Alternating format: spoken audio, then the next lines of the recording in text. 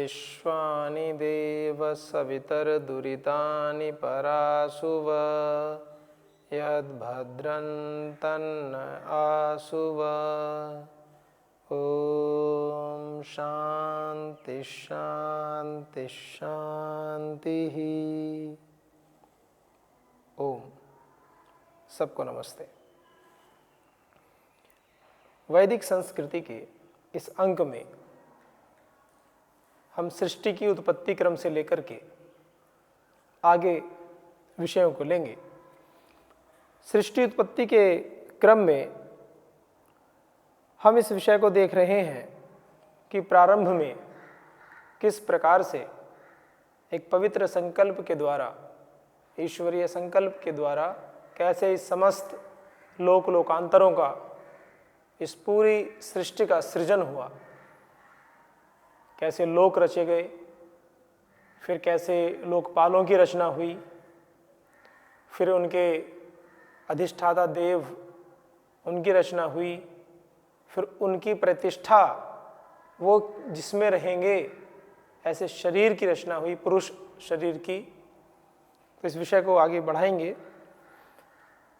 तो विषय चल रहा है कि जो ये देव हैं, विराट पुरुष के माध्यम से जो देव उत्पन्न हुए हैं, वो देव मनुष्य शरीर में, पुरुष शरीर में अभी धीरे धीरे प्रवेश कर रहे हैं। ईश्वर ने उनको निर्देश दिया, जब उन्होंने प्रार्थना की हम कहाँ पर रहें, तो परमपिता परमात्मा ने उनको कहा कि आप यथास्थान चले जाएं। तो सूर्य देवता चक्षु शक्ति के रूप में आंखों में आ गए। इस प्रकार से क्रम चल रहा है। हमने देखा था विषय चंद्रमा मनो भूत्वा हृदयम प्राविशन। चंद्रमा, चंद्र देवता मन के रूप में हमारे हृदय में प्रवेश कर गए। हमने काफ़ी चर्चाएं भी की हैं कि मन के विषय में सत्व प्रधान मन होता है, इस प्रकार से। फिर अगला विषय है मृत्युर अपानो भूत्वा नाभिम प्राविशत। मृत्यु, मृत्यु जो मृत्यु देवता, मृत्यु को भी देवता कहते हैं, यमराज को मानते हैं, मृत्यु का देवता यम।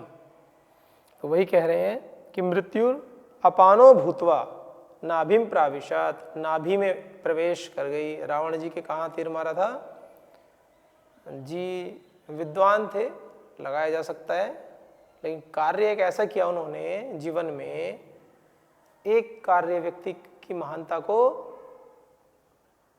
सारे किए गए कर्मों का के ऊपर भारी हो जाता है। इसलिए हमें दोषों को कभी भी अपने ऊपर हावी नहीं होने देना चाहिए।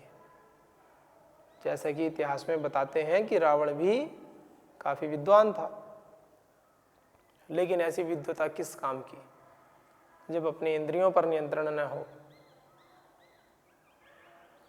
जितेंद्रिय था राजा का सबसे बड़ा लक्षण, जितेंद्रिय होना। राजा यदि जितेंद्रिय होता है तो प्रजा में संयम बढ़ता है, अनुशासन बढ़ता है, प्रजा सदाचारी होती है। तो मृत्युरपानो भूत्वा नाभिम प्राविशत। तो मृत्यु देवता अपान होकर के, अपान, अपान वायु, अपान प्राणों के क्रम में प्राण होते हैं ना, 10 प्रकार के प्राण हैं, तो उनमें एक प्रकार का प्राण अपान प्राण होता है, जो ये नाभि प्रदेश में रहता है। जो भोजन करते हैं, भोजन के बाद जो जाता है, फिर इसको पाक की क्रिया आदि होती है, पूरा अपान वायु बोलते हैं ना, अपान वायु, तो वो यही है। तो ये अपान प्राण, इसका कार्य बहुत ही विशाल कार्य होता है। हालांकि प्राणवायु तो सभी अपने में महत्वपूर्ण है, लेकिन जो अपान वायु होती है ये हमारे पूरे सिस्टम को ठीक रखती है। जितना भी नाभि प्रदेश आते हैं, भोजन का पाक, ये सब होता है अपान वायु यदि हमारी संतुलित है, अपान वायु हमारी यदि ठीक है तो हम निरोग रहेंगे। क्योंकि अपान वायु का देवता क्या है? मृत्यु। अपान वायु जिसकी बिगड़ गई, फिर यानी अर्थात अपान प्राण जिसका बिगड़ गया, जिसका दूषित हो गया, उसको तुरंत सचेत होना चाहिए, विशेष योगाभ्यास और औषधियों का सेवन करना चाहिए, दिनचर्या को नियमित रखना चाहिए और पूरा प्रयास करना चाहिए कि अपान वायु हमारी ना बिगड़े, अपान प्राण हमारा ना बिगड़े। तो जो वायु है ये बहुत विशेष स्थान है अपान प्राण का हमारे जीवन में। ये नाभि प्रदेश पूरा, तो जो मृत्यु देवता है वो अपान प्राण के रूप में, अपान वायु के रूप में हमारे नाभि में प्रवेश कर गए। कभी कभी होता है ना, किसी की नाभि डिग जाती है। आप यदि सुबह सुबह फ्रेश आदि होने के पश्चात एकदम खाली पेट, ठीक से जब पेट साफ हो जाता है, नाखून आदि ना हो, तो नाभि को चेक कर सकते हैं। किसी जो वैद्य हैं उनसे करा सकते हैं, या घर में जो पढ़े लिखे व्यक्ति हैं, सामान्य बहुत ज़्यादा दबाव नहीं देना है, नाभि के ऊपर हाथ रखे थोड़ा सा प्रेस करें और शांत चित्त होकर के महसूस करें। तो जैसे हार्ट बीट होती है, हृदय की धड़कन होती है, ऐसे ही ध्वनि आपको यहाँ भी सुनाई देगी, ऐसे ही अनुभव होगा स्पंदन आपको। तो जब यहाँ स्पंदन अनुभव होगा, तो यदि वह स्पंदन बिल्कुल मध्य में, बिल्कुल नाभि के ऊपर स्पंदन मध्य भाग में आपको सुनाई देता है, इसका अर्थ है कि आपका जो भी अपान प्राण है वो बिल्कुल ठीक स्थिति में है और नाभि की स्थिति भी ठीक है। कहते हैं नाभि डिग गई, एक शब्द प्रयोग करते हैं कि नाभि डिग गई, नाभि चल गई, कि इनकी नाभि चल गई है। जो भी भिन्न भिन्न क्षेत्रों में जो जो भी शब्द हैं वो प्रयोग किए जाते हैं। तो ऊपर हो जाती है तो कुछ रोग, नीचे होती है तो कुछ रोग साइड में हो जाती है, दाएं बाएं। तो कभी कॉन्स्टिपेशन की शिकायत हो जाती है, कभी पेट में दर्द की शिकायत हो जाती है हमेशा, तो कोलाइटिस हो जाती है। तो ये कई प्रकार की समस्याएं उत्पन्न हो जाती हैं और औषधियों का सेवन करते रहो तब भी ठीक नहीं होती, जब तक आपको विशेष पता ना चले कि किस लिए हो रहा है। फिर उसके विशेष व्यायाम है। परम श्रद्धेय श्री स्वामी जी महाराज ने जनता के ऊपर कितना कल्याण किया है, संसार के लोगों के ऊपर। इसका कभी भी कोई आकलन करने बैठे, आर्थिक दृष्टि से बड़े बड़े इकोनॉमिस्ट होते हैं, अर्थशास्त्री होते हैं, यदि वह आकलन करने बैठ जाएं केवल इसका, तो वो क्या पाएंगे? वो पाएंगे कि इसका आकलन ही नहीं किया जा सकता है। इतनी बड़ी सेवा, छोटी छोटी बातें जो कि जन जीवन में अपनाने के बाद हम लाखों करोड़ों रुपए बचा सकते हैं। एक सामान्य से सामान्य व्यक्ति जो आर्थिक स्थिति से अत्यंत सामान्य स्थिति में है, उससे भी अगर नीचे है, तो वह व्यक्ति भी चाह करके थोड़ा पुरुषार्थ करके स्वस्थ रह सकता है। और स्वास्थ्य से बड़ा धन कुछ है क्या? व्यक्ति स्वस्थ है तो सब सुखी सुख है। और स्वस्थ कहते हैं ना, स्वस्थ शरीर में स्वस्थ मन का निवेश होता है। यदि हमारा शरीर स्वस्थ है तो हमारी ऊर्जा भी उच्च रहेगी, हमारा मन भी स्वस्थ रहेगा। स्वस्थ मन से अभिप्राय क्या है? मन स्वस्थ है अर्थात अच्छे शुभ विचार आएंगे, सात्विक विचार आएंगे। हम ये सब बातें एक दूसरे से इंटरलिंक्ड है, बंधी हुई हैं, गुथी हुई हैं परस्पर एक दूसरे में। आटा गूंथते हैं ना, सब मिला देते हैं एक दूसरे में, सभी कण आपस में मिल जाते हैं एकदम। तो ऐसे ही ये जो विचार हैं, अच्छी अच्छी बातें हैं, सभी मिली होती। अब अपान प्राण का मनुष्य के विचार से क्या संबंध है? जब हम स्वस्थ होंगे, हमारे अंदर कोई विकार नहीं होगा, अंदर से पूर्ण आरोग्य में हम होंगे, तो हमारे जीवन में उच्च चेतना का विकास होगा। प्रोसेस है। पूरे इस शरीर तंत्र से जब हमें कोई परेशानी नहीं है इस पूरे शरीर तंत्र में, तभी तो एक साधक, तभी तो एक सामान्य व्यक्ति भी अपनी यात्रा को आगे की ओर ले जा सकता है। मैं चाहता तो हूं मैं भगवान की बहुत पूजा करूं, अर्चना करूं, सुबह शाम संध्या वंदन करूं, बैठ सकता नहीं। बैठते हैं तो कमर में दर्द, बैठते हैं तो कंधों में दर्द, पैरों में दर्द। 10-10 मिनट, 15-15 मिनट भी एक आसन में सीधी स्थिति में होकर के बैठते हुए व्यक्तियों को बहुत परेशानी होती है। आप लोग तो बहुत अच्छे हैं, जो भी कर रहे हैं प्रतिदिन करते ही हैं, लेकिन कुछ व्यक्ति ऐसे भी हैं जो सीधे बैठे, इस स्थिति में बैठने में भी सिद्धासन में या जो भी आसन उनके उचित लगे, सिद्धासन, शलभासन, सुखासन, पद्मासन, जिस भी आसन में बैठना चाहें, परंतु आसन स्थिर हो। स्थिर सुखम आसनम। महर्षि पतंजलि जी ने क्या बताया है आसन के विषय में? स्थिर सुखम आसन, स्थिरता से सुखपूर्वक। अब स्थिरता से बिना हिले डुले और सुखपूर्वक आराम से। तो कोई व्यक्ति कहने लगे जी स्थिरता से बैठेंगे और हिलेंगे डुलेंगे भी नहीं, तो कोई कमर मोड़ के सीधे से ऐसे बैठ जाए टिक कर, ऐसे नहीं है। आसन का अर्थ होता है आप सीधे से अच्छी स्थिति में, मेरुदंड सीधा हो, योग की स्थिति में।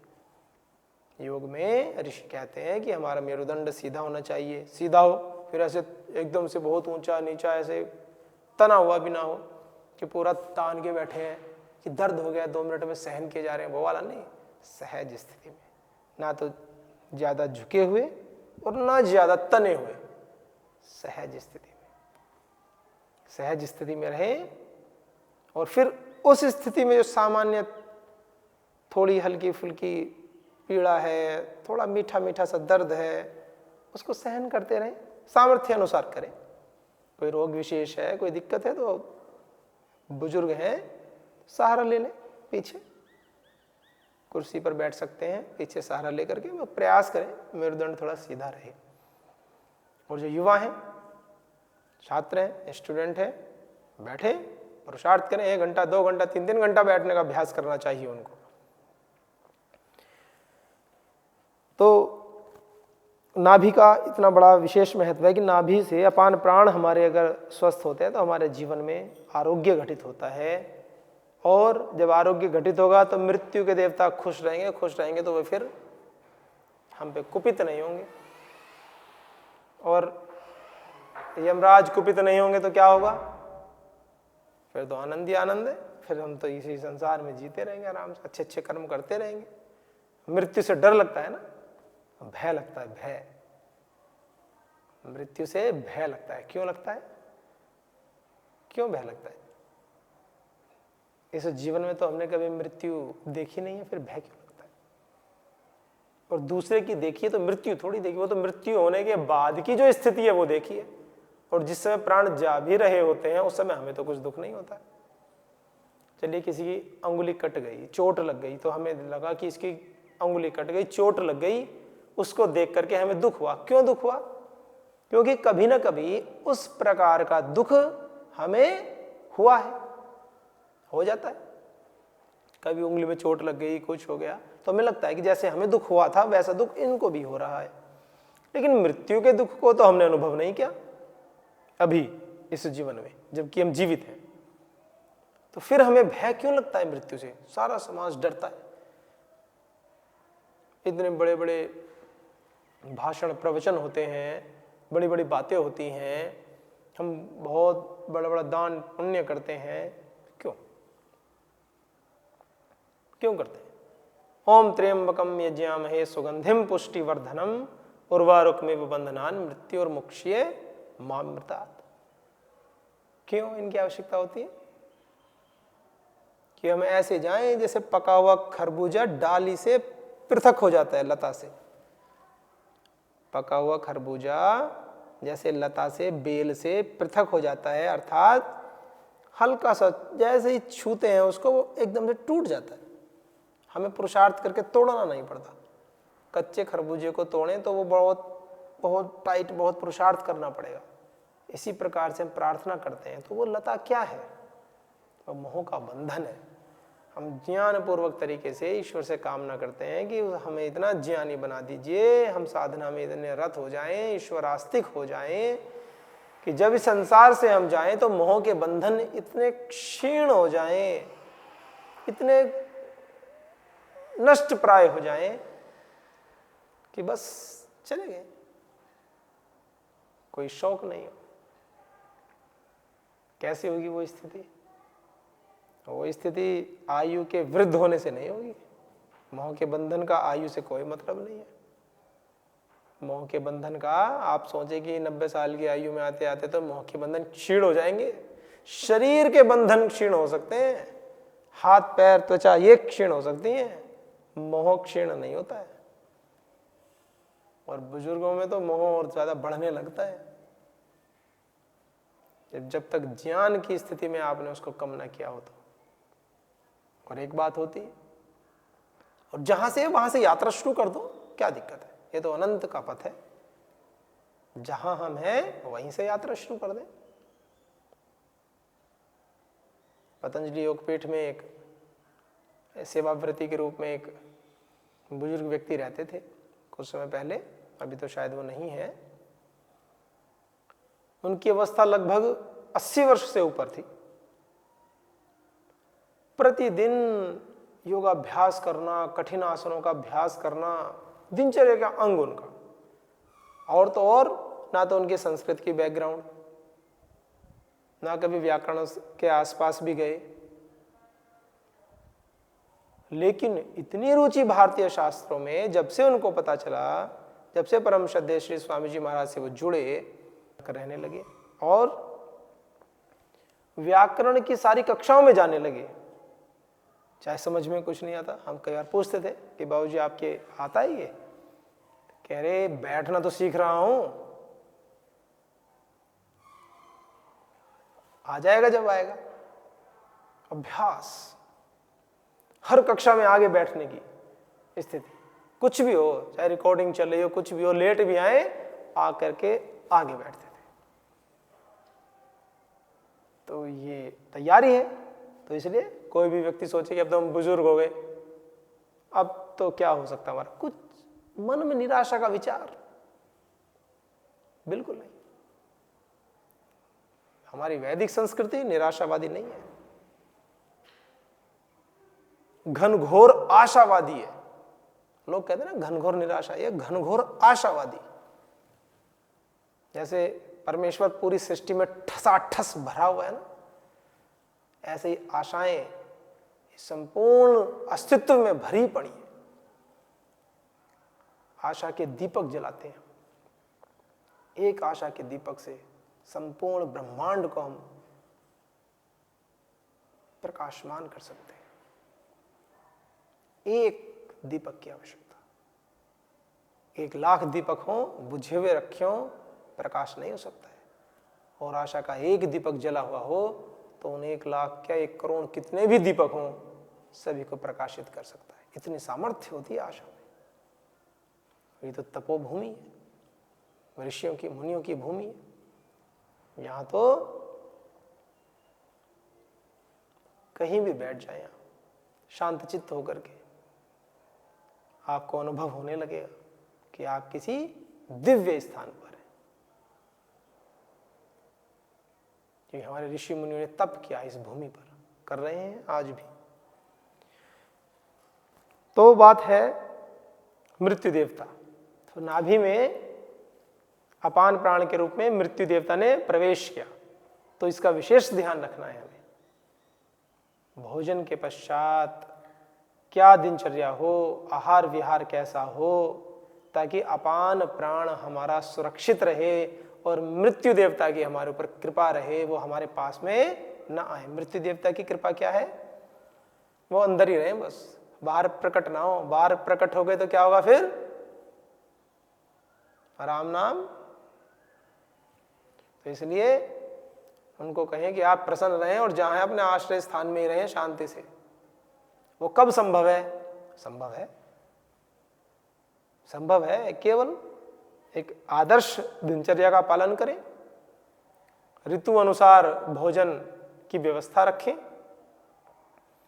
आयुर्वेद सिद्धांत रहस्य परम श्रद्धेय आचार्य श्री जी ने इतनी पुस्तकें लिख दी हैं, इतनी पुस्तकों का संपादन कर दिया है कि मनुष्य चाहे तो उसको एक छींक भी नहीं आ सकती है। ये शब्द नहीं कह रहा हूं, उसको एक छींक भी नहीं आ सकती है बीमारी के कारण से, अगर केवल उस आदर्श दिनचर्या का पालन करे तो। हमारी भारतीय संस्कृति में ऐसे ऐसे सिद्धांत हैं, ऐसे ऐसे आरोग्य के निवारण के कार्यक्रम हैं। तो मृत्यु देवता अपान प्राण के रूप में नाभि में प्रवेश कर गए और आपो रेतो भूतवा शिश्नम प्राविशत, और आपस जल देवता वीर्य और शुक्र के रूप में हमारे प्रजनन इंद्रिय में, जनन इंद्रिय में प्रवेश कर गए। तो वीर्य और शुक्र जल के रूप में, तो जल देवता का वास हमारे शरीर में इस रूप में हुआ। तो इस प्रकार से आठों देवता पुरुष शरीर में प्रवेश कर गए। तो कहते हैं ना कि हमारे शरीर में देवताओं का वास है। उपनिषद के ऋषि कह रहे हैं ब्रह्म विद्या है, सीधे सीधे बता रहे हैं। देखो कैसे ईश्वरीय संकल्प से इन लोकों की रचना हुई, फिर लोकपालों की रचना हुई, और उन देवताओं ने ईश्वर से प्रार्थना की तो पुरुष शरीर की रचना हुई, फिर उन सभी देवताओं ने पुरुष शरीर में प्रवेश किया। तो हमारा शरीर तो देवताओं का वास स्थान है। शांत चित्त होकर के अपने शरीर को, अपने इस मंदिर को स्वस्थ रखें, अपने विचारों को पवित्र रखें। कहीं भी बाहरी वातावरण से जो भी अशुद्धियां, जो भी विकार हमारी अजागरूकता, असंवेदनशीलता से आ जाते हैं, अज्ञान से आ जाते हैं, मोह के कारण आ जाते हैं, उनको हमें दूर करते रहना चाहिए निरंतर। आप सोचे कि आज दूर कर दिए और मैं तो पवित्र आचरण करता हूं, मुझे कोई साधना की आवश्यकता नहीं है, मुझे कोई संध्या उपासना की आवश्यकता नहीं है, अग्निहोत्र आदि की आवश्यकता नहीं है, जो भी पूजा पाठ आप करते हैं उसकी आवश्यकता नहीं है। ऐसा नहीं है। कक्ष को चारों तरफ से बंद कर दें और चले जाएं 1 महीने के लिए बाहर साफ करके। 1 महीने बाद आकर के जब गेट खोलेंगे तो ऐसे छू करके देखेंगे ना दीवारों को या टेबल को, तो उस पर भी मिट्टी के कण, धूल के कण आ जाते हैं। इसलिए निरंतर साधना की आवश्यकता है, निरंतर। और करना भी क्या है जीवन में, 16 से 18 घंटे पुरुषार्थ करो खूब, अभ्युदय, अपने शरीर के लिए, अपने समाज के लिए, अपने घर परिवार के लिए, अपने यश मान प्रतिष्ठा के लिए भी कार्य करो। क्या हानि है, शुभ कर्म करते हुए करो, लेकिन मन में यह भाव ना हो बस कि अगर प्रतिष्ठा नहीं हुई तो मेरा कर्म बेकार हो गया, ये वाले भाव ना हो। प्रतिष्ठा ना भी मिले, यश ना भी बढ़े, आपने कार्य तो अच्छा किया है ना, उस कार्य को करते हुए ही आनंद लेते हुए कार्य को करो, तो देखिए कितना आनंद होता है। तो इस प्रकार से इन सभी देवताओं को प्रसन्न करते हुए हमें कार्य करने।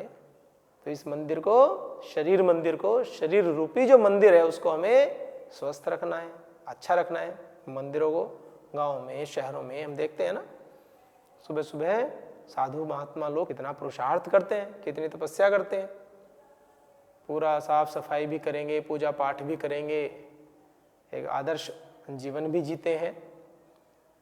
1-2 अपवाद रूप छोड़ दें, ये तो सभी जगह हो ही जाते हैं, इसमें क्या, हर संप्रदाय में मिल जाएंगे आपको। तो फिर भी क्योंकि कोई भी बात कही जाती है तो संपूर्ण परिवेश को, कालखंड को देखिए कितना लंबा कालखंड है, उसमें अगर कोई 1-2 अज्ञानता से हो भी गया तो उसको नेग्लेक्ट मान लिया जाता है। जैसे कैसे मान सकते हैं, किसी गांव में कोई गलती से किसी ने, या शहर में किसी ने चोरी कर ली किसी के पुत्र ने, तो सारे गांव को थोड़ी ना बदनाम कर देंगे, पूरे शहर को या पूरे स्टेट को थोड़ी बदनाम करेंगे। तो इसलिए जो है उस विषय को उसी गंभीरता से भी लेना चाहिए और प्रामाणिकता से भी लेना चाहिए। तो ये जो विषय है हमारा कि सभी देवताओं ने अंततः आकर के पुरुष शरीर में प्रवेश कर लिया। यहां तक की सृष्टि की बात तो हो गई। एक बार छोटा सा रिकैप लेते हैं, रिकॉल करते हैं। सबसे पहले कुछ नहीं था, ना यहां पर अन्यत् किंचनम ईशत्। यहाँ कुछ भी नहीं था सक्रिय वस्तु, कुछ भी ऐसी चलती फिरती वस्तु, केवल एक आत्मा था। फिर ईश्वर ने एक पवित्र संकल्प लिया, ईक्षण किया। उसने सोचा कि कुछ रचा जाए। क्यों रचा जाए, क्यों लिया संकल्प? ईश्वर को क्या आवश्यकता है संकल्प लेने की? वो तो स्वयं में पूर्ण है, स्वयं भू है। ओम भू, ओम भुवः, ओम स्वः। उसको क्या आवश्यकता है? किसके लिए? प्राणियों के कर्म फल के उपभोग के लिए। जीवात्माएं हैं, उनके जो कर्म फल हैं उनके उपभोग कराने के लिए उनको, ताकि वो अपने कर्म फलों को भोग लें और अच्छे कर्म को पुनः करें और इस भव सागर से, जन्म मरण के दुख से पार पा सकें। नहीं तो जीवन में उच्छृंखलता आ जाती है। और माताओं ने प्रेम से समझाया। तो दोनों समझाते हैं, दोनों समझाने के ही तरीके हैं। या तो पिताजी का तरीका गलत है, न माता जी का। हाँ, कुछ बहुत ज्यादा हिंसा कर लेते हैं, कुछ वो एक अलग विषय। तो जब ये सारा कार्यक्रम हो गए, पूरे देवता हमारे इस शरीर में आ गए, तो आज हम इस विषय को यहीं रखेंगे। हमारा शरीर क्या है? देवताओं का आश्रय स्थान है। हमारा शरीर क्या है?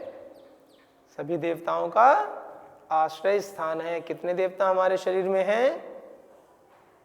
अग्नि देवता, वायु देवता, सूर्य देवता, दिशाएं, चंद्रमा देवता, मृत्यु देवता, सभी औषधियां, सभी वनस्पतियां, जल देवता, ये सारे देवता हमारे इस शरीर में आकर के प्रतिष्ठित हो गए। तो हमारा शरीर क्या है? देवताओं का घर है, चलता फिरता मंदिर है, सभी सामर्थ्यों से युक्त है। तो मैं अपने सहित आप सभी के शरीर में विराजमान सभी देवताओं को प्रणाम करता हूं और अगली बात अगले अंक में करेंगे। ओम शांति शांति शांति।